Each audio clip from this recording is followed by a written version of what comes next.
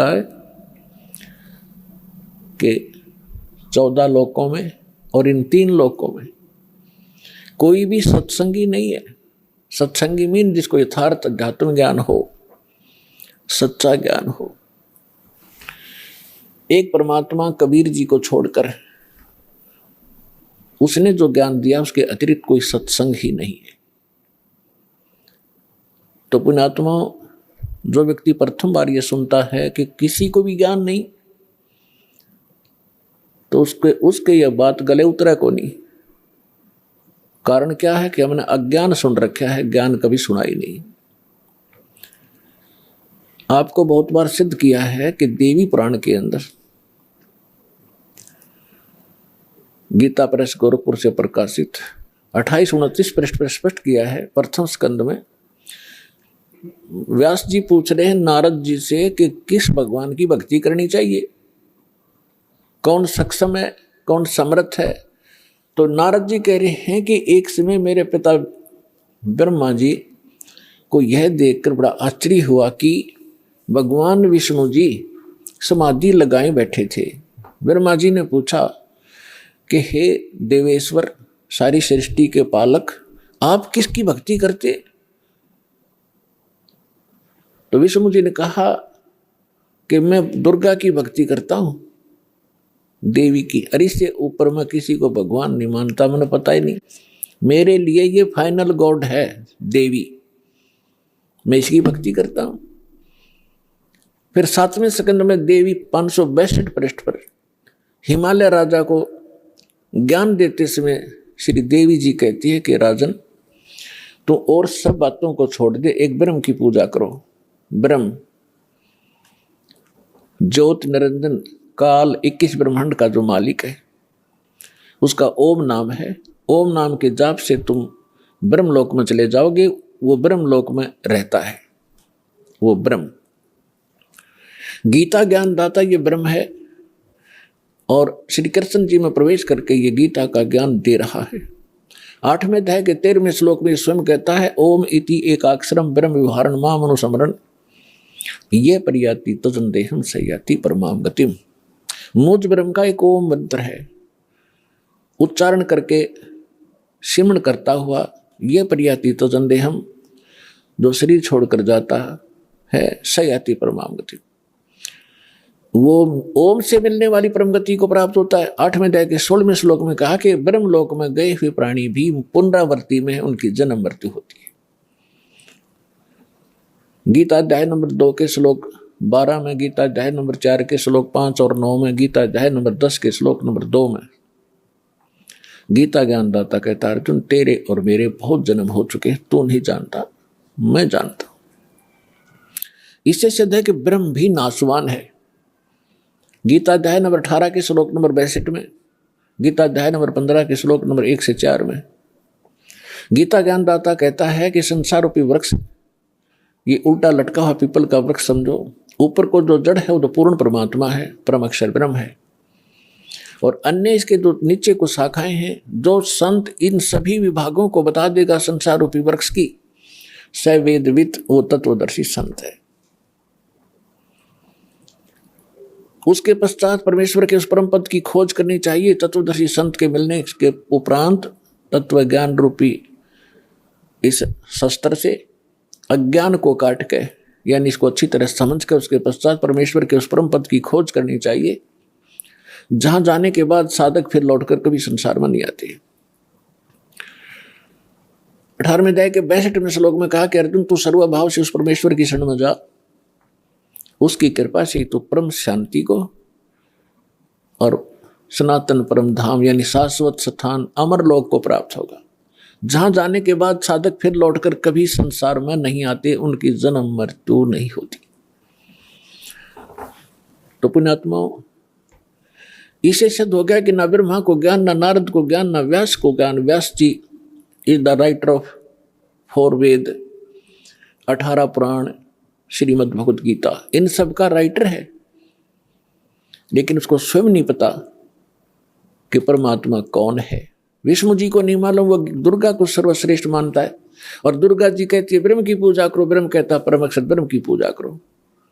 तो ये ज्ञान परमेश्वर देता है और इससे सिद्ध हो जाता है 3 लोक और भवन चतुर्दश कोई नहीं सत्संगी। उस सत्संग को सुनाने के लिए परमेश्वर आते हैं। परमात्मा चारों युगों में आते हैं।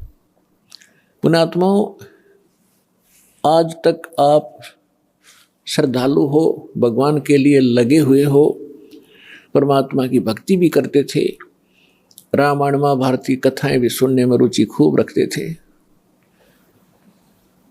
लेकिन वो अज्ञानी गुरु, वो संत मंडलेश्वर आचार्य, शंकराचार्य, ब्राह्मण हमारे को लोक वेद सुनाया करते थे। वो सत्यनारायण कथा सुनाया करते थे श्री विष्णु जी को आधार मानकर।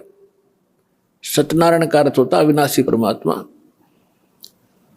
और श्री देवी भागवत के अंदर 3रे स्कंद में सचित्र मोटा टाइप गीता प्रेस गोरखपुर से प्रकाशित के 123 पृष्ठ पर श्री विष्णु जी कहते हैं अपनी माता दुर्गा की महिमा गाते हुए, तुम शुद्ध स्वरूपा हो, ये सारा संसार तुम इसे उद्भासित हो रहा है।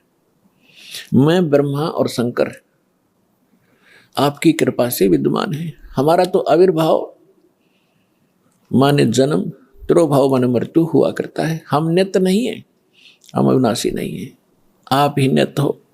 जैसे इनकी बुद्धि काम कर रही थी, आप प्रकृति देवी हो। भगवान शंकर भी कहते हैं कि हे माता, यदि भगवान विष्णु के बाद उत्पन्न होने वाले ब्रह्मा भी आपके पुत्र हैं, तो मैं तमोगुणी लीला करने वाला शंकर क्या आपकी संतान नहीं हुआ? अर्थात मुझे भी जन्म देने वाली तुम ही हो। और ये हमारे शंकराचार्य आचार्य, ये नकली गुरु ब्राह्मण है। ब्रह्मा विष्णु अजर अमर हैं, सर्वेश्वर हैं, कोई माता पिता नहीं है। खाक पढ़ाए इन्हें सदग्रंथों को। ये खाक टीचर थे जिसने सिलेबस का ज्ञान नहीं, मूर्ख बना रखा था हमारे को। इस अज्ञान को हटाने के लिए स्वयं परमेश्वर आते हैं।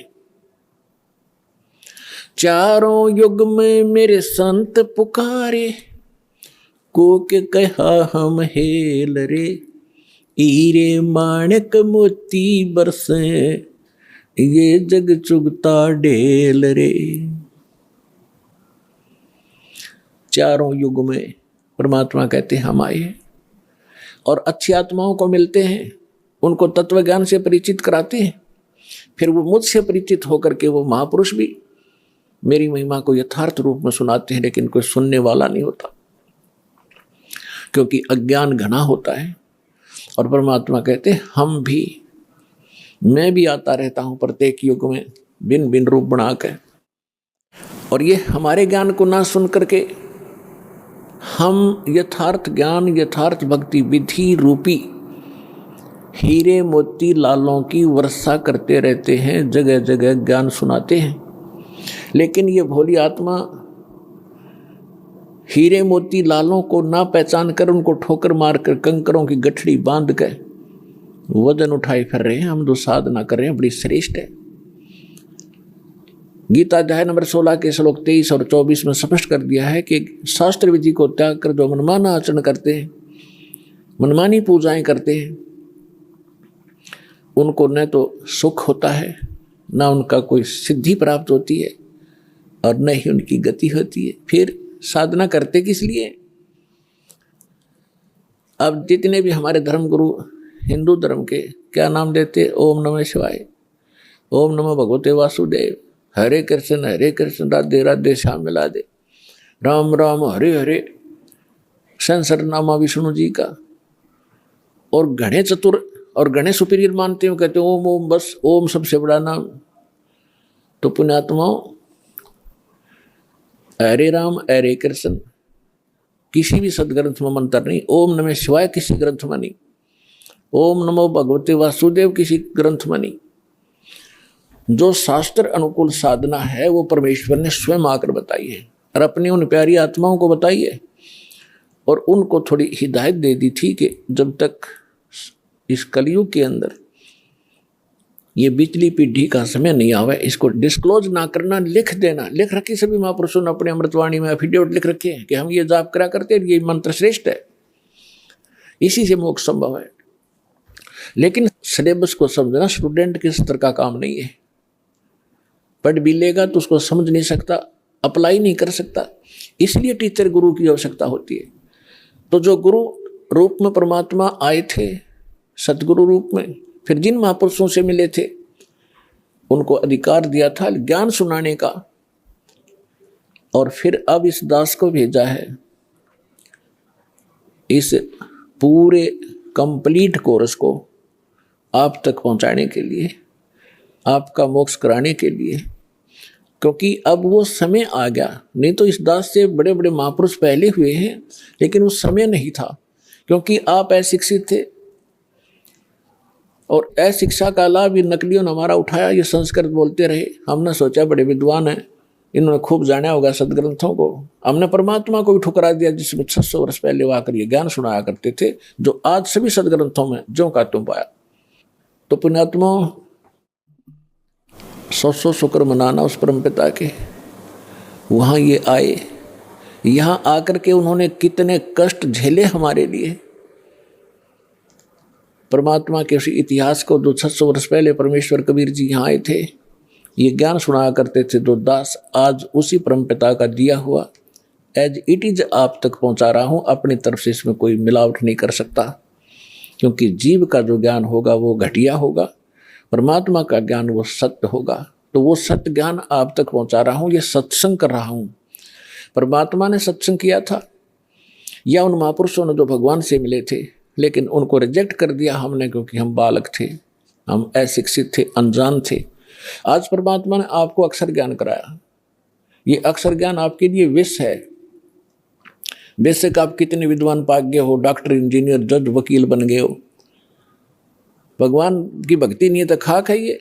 एक रोजी रोटी तो कहीं चला ले इंसान, कल मृत्यु होगी, गधा अपने कुत्ता अपने का खाज लग गए, और क्या खाओगे फिर?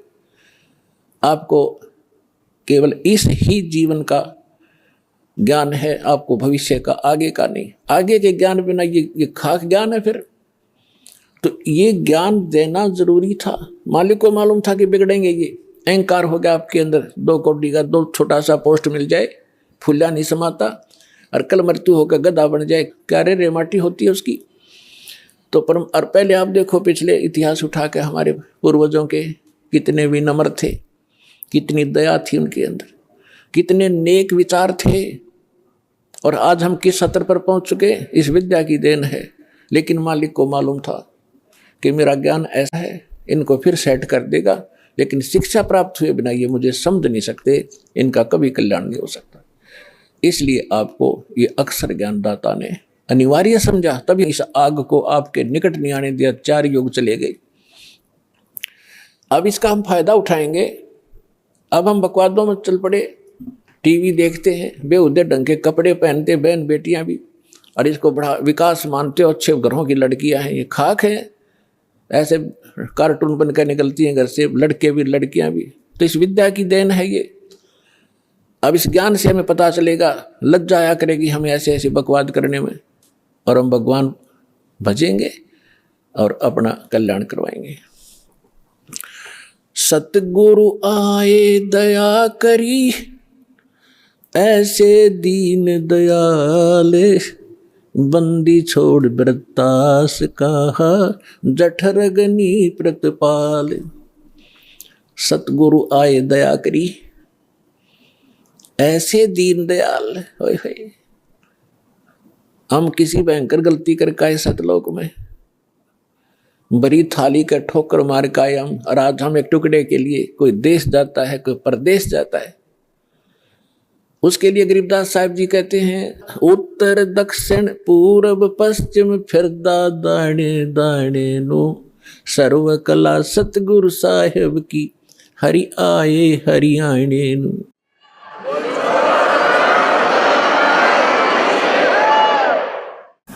अपन आत्माओं, जो गुरु बचन पर डट गए कट गए फंद 84 के, भाई जो गुरु बचन पर डट गए कट गए फंद 84 के, भाई जो गुरु बचन पर डट गए कट गए फंद 84 के। कट गए फंद 84 के, कट गए फंद 84 के, भाई जो गुरु बचन पे डट गए, कट गए फंद 84 के। वस्तु मिली ठोड़ की ठोड़ मिट गई, मन पापी की दौड़। वस्तु मिली ठोर की ठोड़ मिट गई, मन पापी की दौड़। ये भरम मिटे मथुरा काशी के, भरम मिटे मथुरा काशी के, भाई जो गुरु बचन पे डट गए, कट गए फंद 84 के। पुण्यात्मा, गुरु का वचन पालन करना इस भक्ति मार्ग में अति अनिवार्य है। और गुरु केवल वही ज्ञान और वही आदेश देता है जो आपके हित में होते हैं।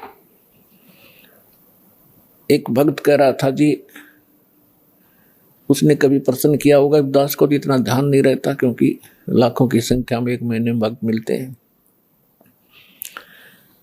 5 वर्ष पहले उसने दीक्षा ली थी 2008 में। वो कह रहा था जी मैं अमेरिका जाने की तैयारी कर रहा हूं। तो उसने अभी बताया, कहने लगे जी आप ये बोले कि भाई आड़े यही अमेरिका बना दूंगा जब तू विश्वास करेगा था। तो वो आज बता रहा था जी मुझे ऐसे दया कर दी दाता ने, समय पर टूक नहीं था, कर्जा सिर पर बहुत गना था, आज सारा सुख दे दिया और यहीं पर बढ़िया काम चला दिया। तो पुण्यात्माओं, गरीबदास साहब जी कहते हैं, पूर्व पश्चिम उत्तर दक्षिण तो फिरदा दाने दाने नु, और सर्व कला सतगुरु साहिब की हरियाए हरियाणे नु। मालिक ने पहचान कर धक्के खाते फिरते हो तुम, लगो एक बार भक्ति पर, सारे सुख दे और मोक्ष भी देगा आपको।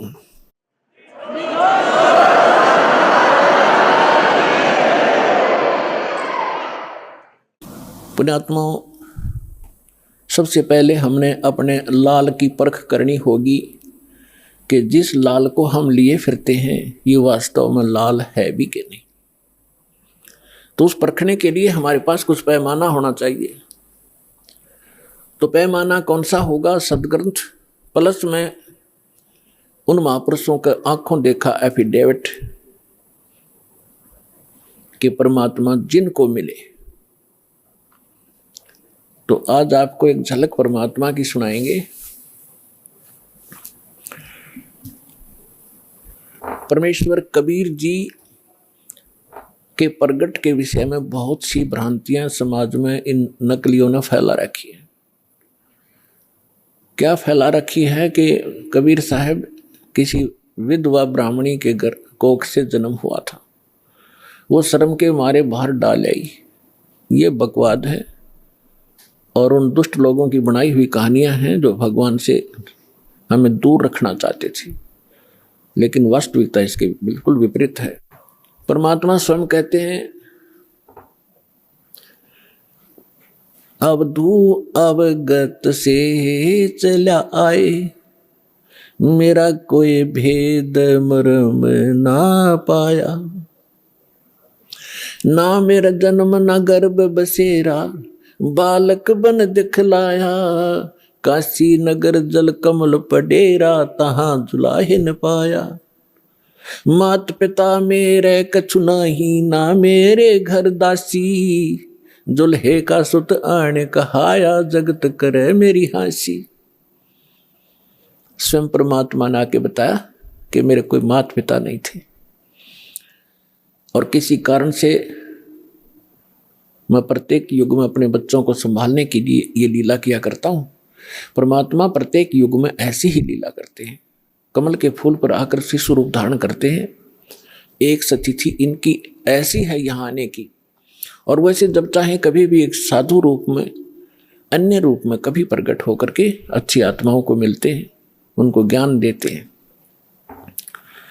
तो जब परमात्मा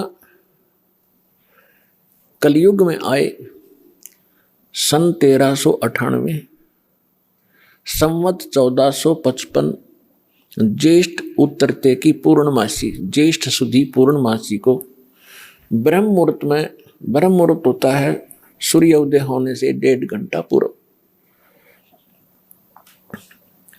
सतलोक से आए मालिक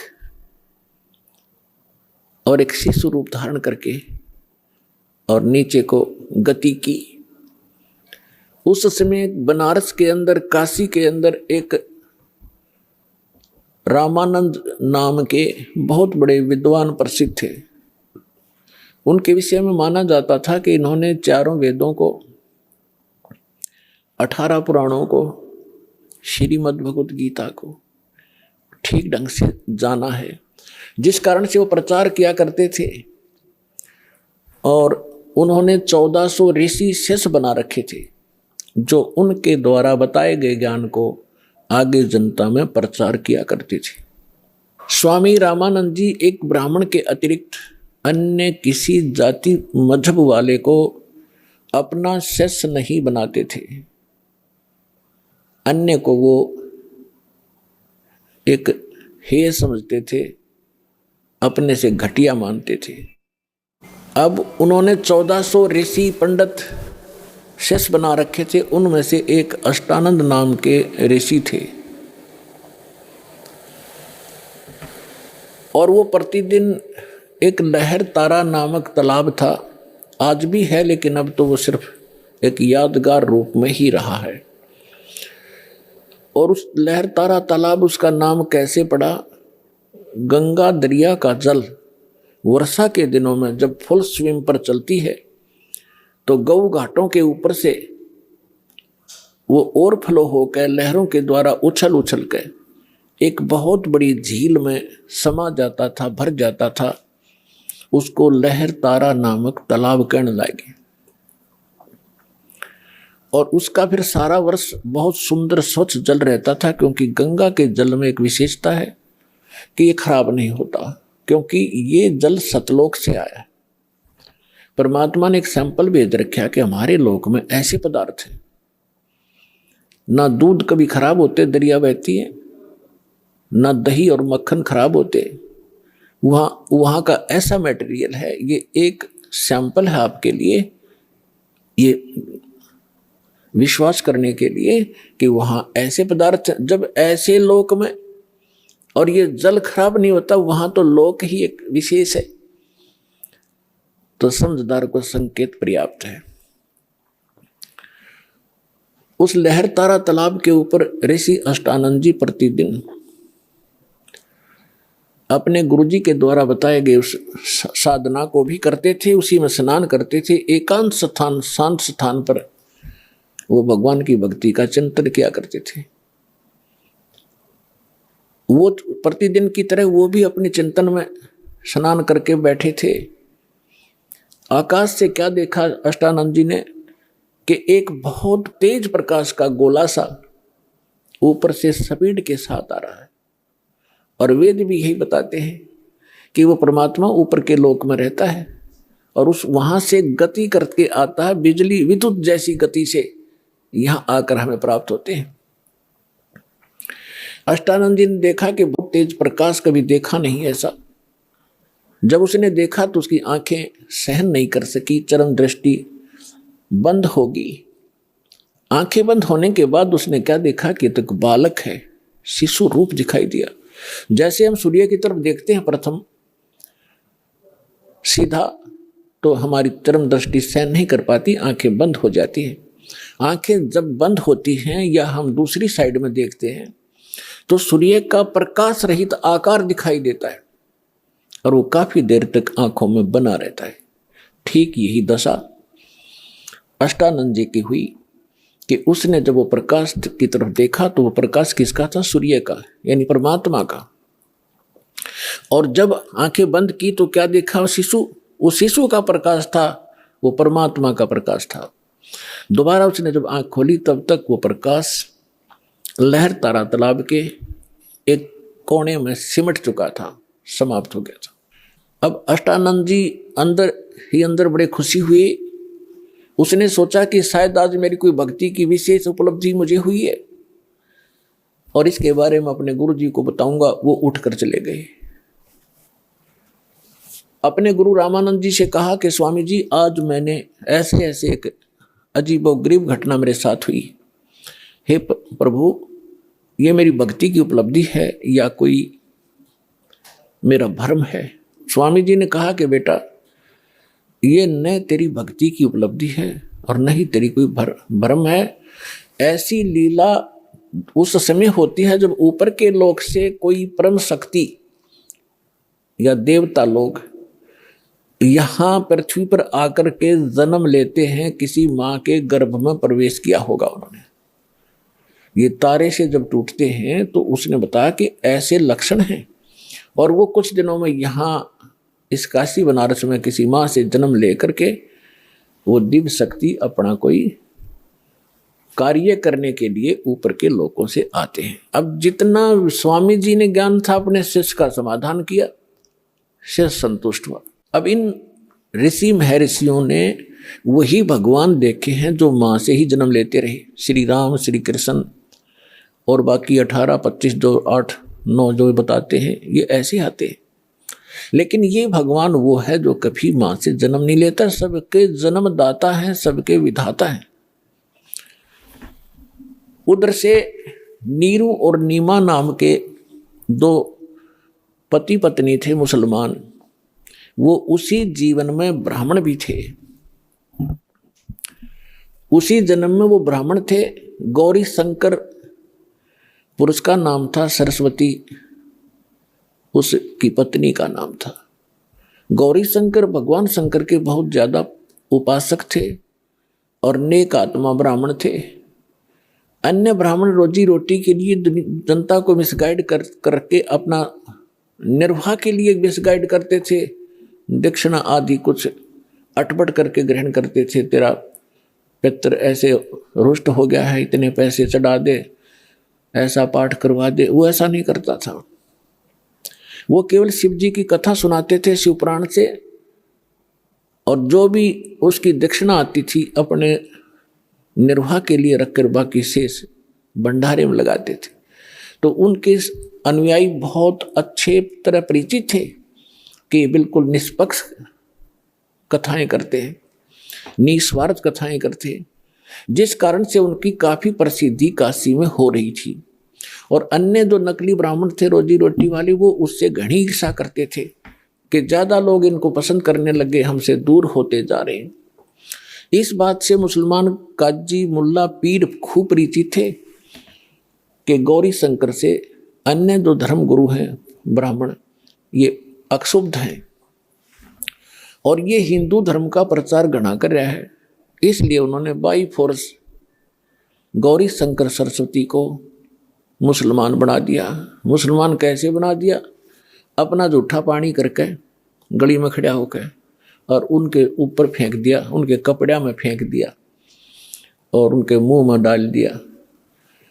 तो अन्य जो ब्राह्मण थे उधर इसी दाव में थे। किसी दिन यूँ फंसे, सबने मुनादी करा दी, गौरी शंकर मुसलमान बन गया है, उसको जाति से डाल दिया है, उसका गंगा में स्नान करना बंद कर दिया है। अब सारे हिंदू उनसे बाइकाट कर गए, तो वो विवश हुआ। उनका नाम रख दिया नूर अली गौरी शंकर का, और नियामत रख दिया उसकी पत्नी नीमा का, नियामत। तो इस प्रकार फिर अपभ्रंश करके उनको नीरू और नीमा करने लगे। अब पहले उनकी रोजी रोटी चलती थी कथा की दक्षिणा से, अब दक्षिणा मिलनी बंद होगी, रोजगार की समस्या हुई। उन्होंने एक सिंपल सा काम जिसमें कोई पैसा नहीं लगना था, ऐसा काम शुरू कर दिया कपड़ा बुनने का। और समय के बीत जाने पर उनको जुलाहा कहने लगे। जब उनकी आयु 60-62 वर्ष की हो चुकी थी, कोई संतान नहीं थी। भले ही वो मुसलमान बन गए थे, लेकिन भगवान शंकर को दिल से भुला नहीं पाए थे। कोई भी आपत्ति आती थी या कोई विशेष कसक होती थी, भगवान शंकर को ही वो याद किया करते थे। भले ही वो मुसलमान रीति को भी निर्वाह कर रहे थे, उसको भी चल रहे थे। अपने आत्मा उनको संतान नहीं थी। अब उस समय एक ऐसी धारणा समाज में फैला रखी थी नकली ब्राह्मण गुरुओं ने कि जिसके संतान नहीं वो सबसे निकम्मी आत्मा है, उसकी सुबह सुबह दर्शन भी नहीं होने चाहिए। तो जिस कारण से जिनके संतान नहीं होती थी वो खूब समझते थे कि सामने वाला बाई काट कर गया, गली बदल गया, रास्ता चेंज कर गया, मुझे देखकर वो बहुत कुड़ कर अपना जीवन व्यतीत किया करते थे। यानी संसार की परंपरा से उस व्यक्ति को जिसके संतान नहीं है वह सबसे मनहूस माना जाता था, और भगवान के अध्यात्म ज्ञान के आधार से वो परिवार, वो दंपति, वो पति पत्नी एक नंबर के हंस और पुण्यात्मा होते हैं। पुण्यात्मा का मतलब है कि उनका फाइनल मैच होता है जब सतगुरु मिल जाता है। वो उनका कहीं किसी से अब लेन देन नहीं रहा, ना पुत्र का ना पुत्री का संस्कार शेष है। और यदि उनको सतगुरु मिल जाए, भक्ति ठीक कर ले, उनका बेड़ा पार तुरंत हो जाए उसी जीवन में। अब ये ना समझना कि जिनका संतान है वो पुण्यकर्मी नहीं है, नहीं, जिनको सतगुरु मिल गए, जिनको सतगुरु मिल गए मनुष्य जीवन में, दोनों ही पार हैं, दोनों ही पुण्यकर्मी प्राणी, क्योंकि संतान होती है संस्कार से। जैसे एक समय सुखदेव ऋषि 12 वर्ष के बाद मां के गर्भ से जन्म लिया, 12 वर्ष की आयु पेट में हो गई थी उसकी। पुण्यात्मा, ये कुछ आध्यात्मिक ऐसे पॉइंट होते हैं जो वर्तमान के इन वैज्ञानिकों का गला उतरा नहीं, पर लेकिन गले ना उतरे तो बेशक, लेकिन वह बात झूठ नहीं हो सकती। 12 वर्ष की आयु का जब मां के गर्भ से बाहर आया, आते ही उठकर चल पड़ा। व्यास जी का पुत्र था, व्यास जी की पत्नी से उसका जन्म हुआ था। तो व्यास जी इंतजार करते थे, विद्वान पुरुष थे, ये कोई अच्छी आत्मा है जो 12 वर्ष तक माँ के गर्भ में, माँ को मालूम भी नहीं, इतना कोई पीड़ा नहीं हो रही है। इस आशा से उसने कहा कि बेटा बेटा, लेकिन सुखदेव ऋषि ने पीछे मुड़कर नहीं देखा, अपने पिता की शक्ल भी नहीं देखी, चलते चलते कह रहा है कि पिताजी, कि हे ऋषि जी, व्यास जी कह रहे हैं कि रे पुत्र, मैंने तेरी 12 वर्ष इंतजार करी, मुझे अपना शकलता दिखा दे। एक वह वो पुत्र मोह में घड़ा वश हो रहा था।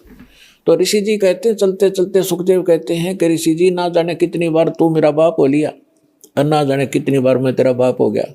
ये बहुत बुढ़ी बीमारी है, इबका मैं अपना पीछा छुटवाऊंगा और मैं ना देखूं तेरी और कहीं मेरी ममता तेरे में फंस ना जाए। यूं कहकर आकाश में उड़ गया, दूसरी जगह जाकर प्रकट हो गया। वहां जाकर अपनी और नालापा काटी।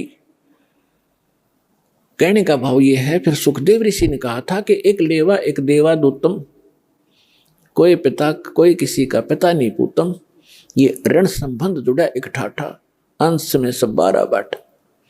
ये तो एक दूसरे का संस्कार है, कोई देने आ रहा है, कोई लेने आ रहा है। जैसे आज हम संस्कार बढ़ा रहे हैं, कोई रिश्वत लेता है, आज वो रिश्वत ले रहा किसी से 1 लाख 1.5 लाख रुपए, अगले जन्म में वो दामाद बनकर लड़की भी ले जाएगा और वो पैसे भी लेगा, ब्रांड माटी होगी फिर हमारी नो, फिर या गधा बनकर देना पड़ेगा, किसी की भैंस बनकर देना पड़ेगा, फिर दूध नहीं दे उसके इंजेक्शन लाओगे, दे लट्ठा लठरेंगे। तो अपने इस संस्कार को हम अब खत्म करेंगे। तो इस विष को हम तभी तक खा रहे हैं जब तक हमें ये विष दिखाई नहीं देता, हम पहचानने योग्य नहीं थे। और जब हम पहचानने योग्य हो जाएंगे कि ये विष है, उसके विषय में सुख संवेद में कहा है, जैसे कर का जहर का रंग होरी हो, कहो कौन तिस खावे राम रंग होरी हो।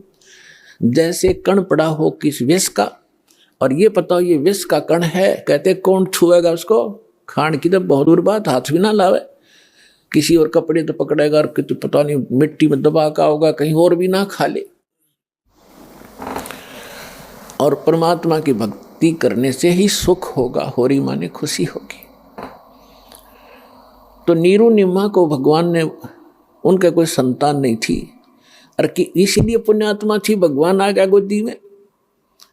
अब भगत का और जगत का सदा से विरोध रहा है, मतभेद रहा वैचारिक, और जिस कारण से इनकी खींचातान बनी रही तो बनी रहो, क्योंकि भगत को ज्ञान हो जाता भक्ति का और जगत को ज्ञान होता अपनी ही परंपराओं का। वो उन्हीं को उत्तम मान रहे होते हैं, इसलिए विरोध करते हैं भक्तों का। ये तब जाकर लंबे पड़े वहां पर, ये पता नहीं कैसे करे हैं, ये मुसलमान रहे ना हिंदू, मतलब इस तरह की वो बातें करते हैं। करने दो, हम अपने इस ज्ञान के आधार से आगे बढ़ते रहेंगे। एक दिन पूरा विश्व स्वीकार करेगा ये ऐसा गजब का मार्ग है और इसी से सुख है।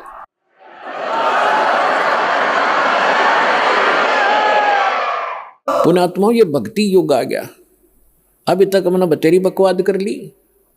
एक बार दास गोवा के अंदर गया हुआ था। गोवा एक स्टेट है समुद्र के किनारे। वहां दूसरे देश को हम विकसित देश मानते हैं, इस इंग्लैंड, इटली और अमेरिका के। वहाँ समुद्र के किनारे एक एक लंगोट में स्त्री और पुरुष वहाँ लेट रहे रेते में। और हम वहाँ सत्संग किया था हमने गोवा में, और हम चले गए घूमने के लिए। तो उनको देख रहे और वो भी अच्छे ना लगे, पड़े भी वह बेटी के बाप। तो वहाँ बता रहे थे कि ये क्या कहते हैं, क्यों हो हमें यहाँ आकर शांति मिलती है। और ये बड़े वहाँ सेठ हैं, बड़ी बड़ी कोठियाँ हैं, इनकी कार हैं बड़ी बड़ी। कलम देखो इनकी शांति। तय उस रेत में तो कोठी शर्मा मारोगे जहाँ अशांति है, क्या करोगे? और कट्ठी और कारों की आग अंगारे इकट्ठे कर रहे हैं और उसको विकास मानते हैं और उसको अपना बड़ी महिमा मानते हैं, और शांति मिल रेत में। तो आज से 50 वर्ष पीछे झांको, आपके दादे परदादे कैसे रहा करते थे? उस रेत में रहा करते थे, झोंपड़ियों में रहा करते थे, और कितना शांत जीवन जीते थे, कितना उनके चेहरे पर शांति और कितनी खुशी रहती थी। अंत में आपने उड़े टेकना पड़ेगा। यूं तो एक बबुड़िया सा उठ रहा थोड़े दिन का, और 2 वर्ष वर्षा ना हो, ये विज्ञान दरी की दराई रह जाएगी। ये कंप्यूटर पड़े पड़े जरेंगे सारे, और ये जहाज इनमें कोई बैठने नहीं पाएगा। भगवान को प्रसन्न करना पड़ेगा इस संसार के अंदर। कुछ दिन सुख से जीना चाहते हो और परमात्मा प्रसन्न हो गए, सारी ठाठ कर दे, समय पर वर्षा होने लग जाएगी, सब दुख दूर हो जाएंगे, प्राकृतिक आपदाएं टल जाएंगी, भक्ति करेंगे। ये भक्ति युग है और भगत के लिए बकवाद नहीं चलेंगी। बकवाद करके भक्ति नहीं हो सकती। तो इन सब बकवादों को त्यागना होगा और भक्ति की राह पर हमने लगना होगा, तभी हम मोक्ष प्राप्त करेंगे। नहीं तो बहुत बुरा भयंकर समय आ जाएगा आने वाले समय। अब हम आते हैं अपने प्रसंग पे कि नीरू नीमा 62 वर्ष के हो गए थे, संतान नहीं थी। अब समाज की दृष्टि से तो बहुत मनहूस थे, लेकिन अध्यात्म मार्ग से वो 1 नंबर की आत्मा थी। उसका प्रमाण भी आपके समक्ष है।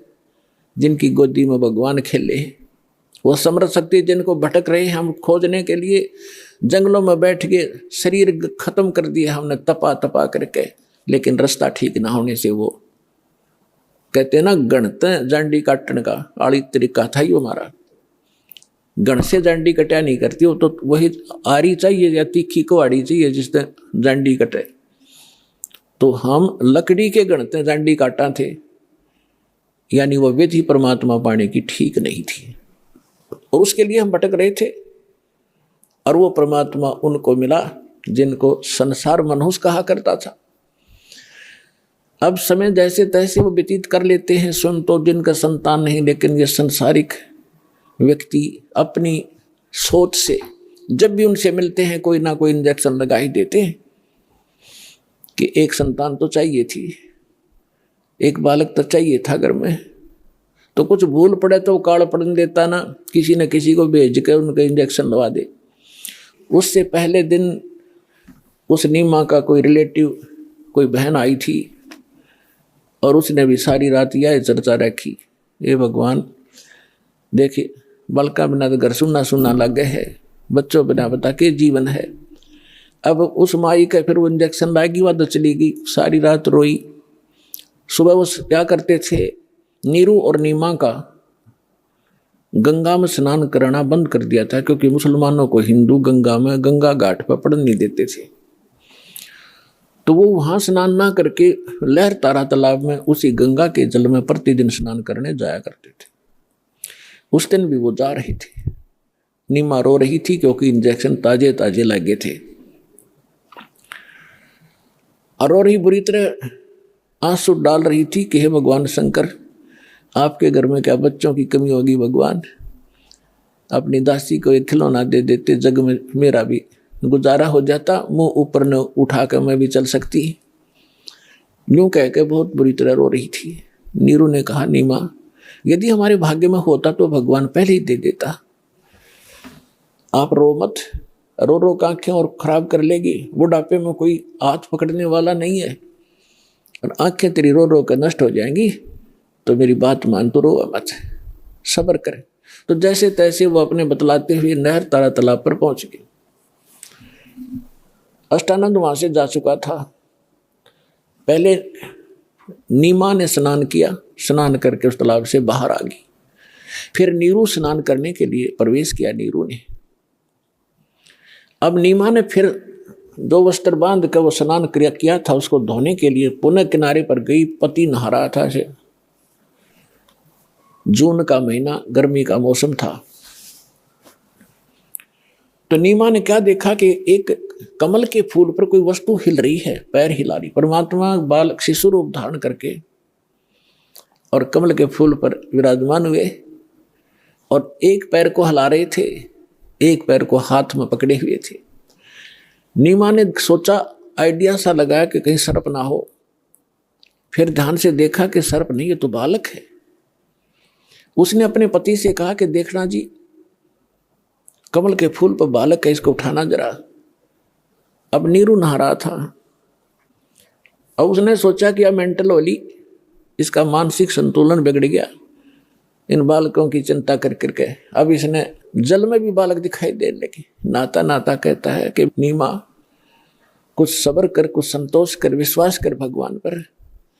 ये क्या रट लगा रखी है तेने बालक बालक वाली, तुझे अब जल में भी बच्चे दिखाई देने लगे, तू मान जा मेरी बात। नीमा फिर कहते, देखो जी मैं सच कह रही हूं। अब उसने एक विशेष कसक के साथ कहा, जिधर संकेत हाथ का करे थी उधर नजर गई स्नान करते करते नीरू की। उसे उससे थोड़ी दूरी पर था। उसने देखा सचमुच ही तो बालक है। कमल के फूल समेत तोड़कर अपनी पत्नी को थमा दिया। अपने आत्मा, जिस परमात्मा के लिए हम भटक रहे,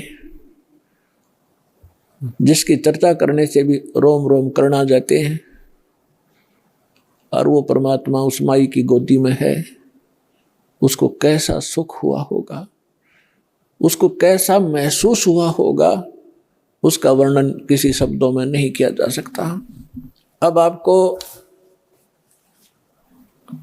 आदरणीय गरीबदास साहिब जी के द्वारा परमात्मा की महिमा की वाणी जो प्रकट हुई थी 12वें पंथ में, उसके आधार से आपको सुनाएंगे। जैसे तुलसीदास जी ने लाखों वर्ष पहले घटी घटना रामायण की, भगवान श्री राम और उनकी जो लीला थी, तो लगभग लाखों वर्षों के बाद उन्होंने दोबारा लिख दी चौपाइयों के माध्यम से। और बिल्कुल सत्य है, क्योंकि एक दिव्य दृष्टि प्रदान होती है भगवान की तरफ से प्राणी को। उसके आधार से वो पहले हो रही घटना चलचित्र की तरह देख सकता है। प्रत्येक प्राणी के अंतःकरण में ये सब के अंदर डिपॉजिट है, जितनी भी घटना घट रही है इस ब्रह्मांड के अंदर। लेकिन वही देख सकता है जिसका इंटरनेट कनेक्शन फिट हो जाए और चले, वही देख सकता है। दिव्य दृष्टि की भी क्षमता होती है। जैसे एक दूरदर्शी होती है 1 किलोमीटर तक देख सकती है, और एक दूरदर्शी होती है ऊपर के ग्रहों तक को देख लेती है। तो इसी प्रकार जो तुलसीदास जी की दिव्य दृष्टि यानी दूरदर्शी थी, दूरबीन थी, वो थोड़ी क्षमता की थी। आदरणीय गरीबदास साहिब जी को परमात्मा पूर्ण ब्रह्म मिले थे, उनको जो दिव्य दृष्टि दी थी वो फुल रेंज की थी। उसने बहुत आगे और पहले की और भविष्य की सब जानकारी गरीबदास साहिब जी ने दी। और 600 वर्ष पहले परमात्मा जो आए थे, जो उनकी वार्ता हुई थी, वो अपनी लैंग्वेज में यथार्थ घटना चित्रार्थ की, वो सुनिएगा। 84 बंधन कटे कीनी कल्प कबीरे, भवन चतुर्दश लोक सब ये टूटे जम जंजीरे, अनंत कोट ब्रह्मांड में बंदी छोड़ कहाए, सो तो एक कबीर है जननी जने नवाए। परमात्मा स्वयं भी कहा मालिक ना करके, मात पिता मेरे कछु नाही ना मेरे घर दासी, दुल्हे का सुत आण कहाया जगत करे मेरी हासी। ना मेरा जन्म न गर्भ बसेरा मन बालक बन दिखलाया, काशी नगर जल कमल के ऊपर तहां जुलाहे न पाया। और यही परमात्मा से परिचित वो पुण्यात्मा गरीबदास साहिब जी बता रहे हैं, अनंत कोट ब्रह्मांड में बंदी छोड़ कहाए, सो तो एक कबीर है जननी जने नवाए। गरीबदास जी कहते हैं ये बंदी छोड़ है। यजुर्वेद अध्याय नंबर 5 के और मंत्र नंबर 32 में लिखा है, कबीर अंगारी असी बंबारी असी, रत धामा असी। रत धाम माने सतलोक का मालिक, और बंबारी माने बंधनों का शत्रु, बंधनों का नाश करने वाला बंदी छोड़। अंगारी माने पापों का नाशक, पापों का शत्रु। ये कबीर परमात्मा है और वो सतलोक का मालिक है। तो यहाँ स्वयं परमात्मा भी कहते हैं, बंदी छोड़ हमारा नामम, अजर अमर है अस्थिर ठामम, अमर करूं सतलोक पठाऊं, तात बंदी छोड़ कहूं। यहाँ गरीबदास जी भी कह रहे हैं, अनंत कोट ब्रह्मंड में बंदी छोड़ कहाए, सो तो एक कबीर है जननी जने नवाए। शब्द स्वरूपी साहेब धनी, शब्द से अंद सब माही, बाहर भीतर रम रहा जहां तहां सब ठाई। जल थल पृथ्वी गगन में बाहर भीतर एक, पूर्ण ब्रह्म कबीर हैं ये अवगत पुरुष अलेख। सेवक होकर उतरे इस पृथ्वी के माही, जीव उदाहरण जगत गुरु बार बार बलि जाही। अब वो महापुरुष गरीबदास साहिब जी जिनको भगवान मिले थे, सचखंड लेकर गए थे, फिर वापस छोड़ा था। परमात्मा को आंखों देखकर उनसे प्राप्त दिव्य दृष्टि और ज्ञान योग खुल जाने के उपरांत क्या कह रहे हैं कि सेवक होकर उतरे। उतरे माने वहां से चलकर आए, अवतरित हुए इस पृथ्वी के माही, दास बनकर आए, एक दुल्हा बनकर हमें दिखाया कि यदि तुमने मुक्ति चाहिए, यहाँ की बकवादों को देखकर अपने मूल उद्देश्य को भूलो मत। ये दिखा परमात्मा ने कि मेरे से निर्धन तुम नहीं हो सकते। और मैं सत भक्ति करता था भगवान पर विश्वास करके, दिखा करते थे हमें, वो खुद रिहर्सल कर रहे थे एक हमें समझाने के लिए। और फिर परमात्मा कहते हैं कि मेरे ऊपर एक ऐसी आपत्ति डाल दी थी इन लोगों ने, झूठी चिट्ठी लिख दी थी कि कबीर भंडारा करेगा। 18 लाख व्यक्ति आगे थे, ये साधु संत, और परमात्मा ने 18 लाख व्यक्तियों को, एक झोंपड़ी में बैठे व्यक्ति, जनता की नजर में वो व्यक्ति थे, धानक और गरीब दुल्हा शूद्र थे, और अब पता चला वो तो मालिक थे, लाल थे, पूरी सृष्टि के पालनहार थे।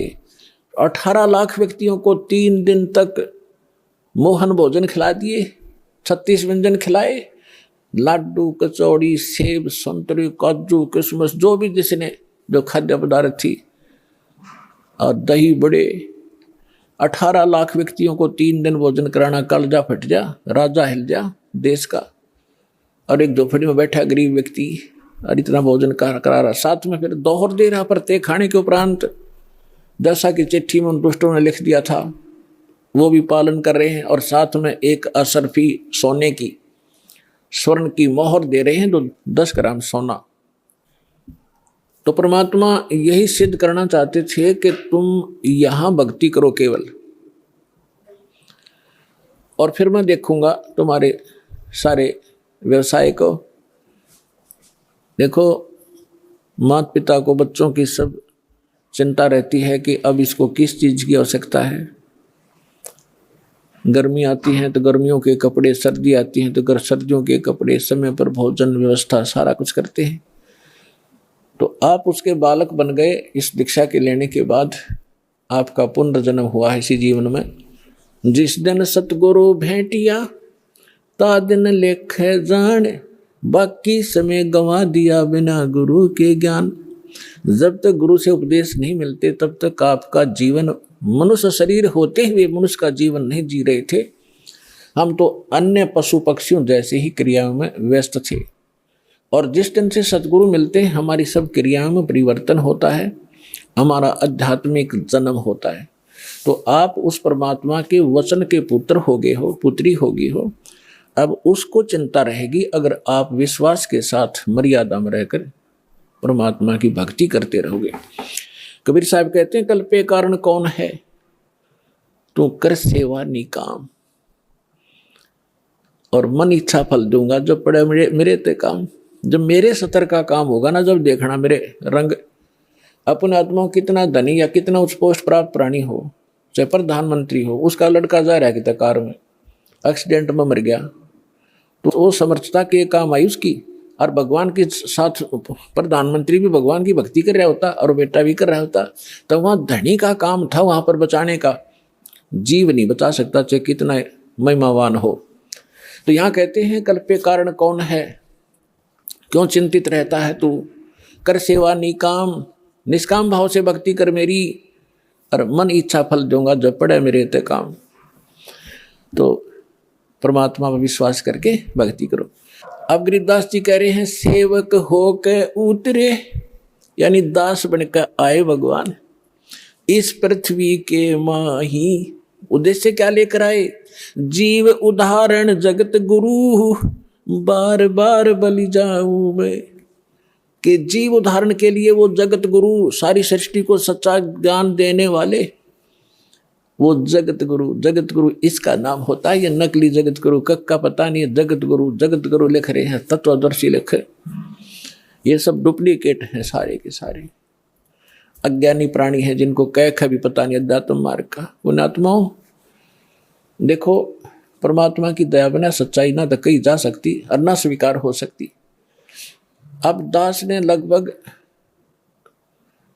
10 वर्ष हो गए टीवी चैनल पे सबको ललकार दिया, सबको बता दिया तुम झूठे हो, तुम्हारा ज्ञान झूठा, तुम्हारा भगवान नकली और तुम्हारा ज्ञान गलत, तुम्हारी भक्ति गलत। और कोई नहीं चल सकता। एक शब्द कह के दिखा दो, कोई एक संत एक दूसरे के प्रति हंगामा मचा दे, क्योंकि वो झूठे को झूठा कहेगा।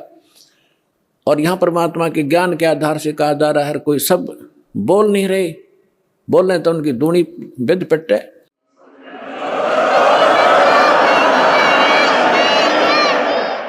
तो ये परमात्मा की दया है बच्चों, आप तक यो ज्ञान पहुंच पाया। ये दास जाने या भगवान जाने या मेरे साथ उस समय से लग रहे ये आपके भाई बहन, इस संघर्ष से वो परिचित हैं, कैसे संघर्ष करके आप तक इस सत्र में पहुंचे। जेल तक भेज दिया झूठे केस बना के लोग, नकली लोगों ने। लेकिन परमात्मा कहते हैं जिसके साथ भगवान होता है, और सत्य को कुछ दिन दबाया जा सकता है, मिटाया नहीं जा सकता। आज देख रहे हो पूरा विश्व समझ गया कि सच्चाई क्या थी और किस प्रकार से आप तक ये ज्ञान पहुंचा पाए हैं। कोई टीवी चैनल वाला चलाने को तैयार नहीं, जो सारे नकली बैठे उनको पैसे चाहिए। एक ये साधना वाले पे पता नहीं परमात्मा ये कौन से जन्म का पुण्यकर्मी था, इसने मच्छी करी और दया हुई दाता की, आप तक जो ज्ञान पहुंच पाया।